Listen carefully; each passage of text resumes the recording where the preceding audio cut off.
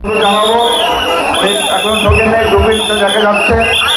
আমরা আজকেই অনেকে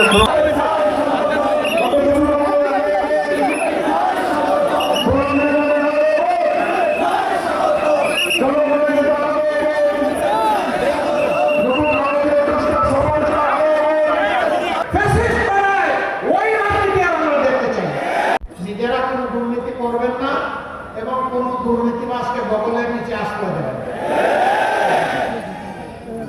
নাম্বার 2, সমাজের সকল মানুষের জন্য ন্যায় বিচার নিশ্চিত করা হবে। ন্যায় বিচারকে প্রভাবিত করার দুঃসাহস কেউ দেখাবেন না, রাজনৈতিক প্রভাব ঘটাতে পারবেন না। বিচারকে তার আপন গতিতে চলতে দিতে হবে এবং বিচার বিভাগকে সম্পূর্ণ স্বাধীন করে দেওয়া হবে, যাতে অর্থের বিনিময়ে নয়,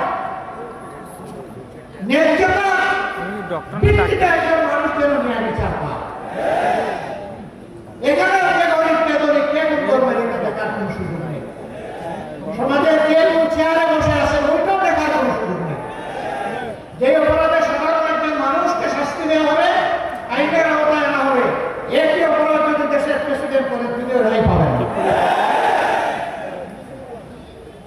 এর নাম হচ্ছে ন্যায় বিচার।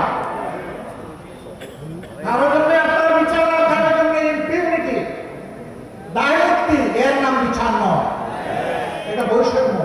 বিচারের উপরে জুলুম, আমরা সেই বিচারের উপরে জুলুম মানব।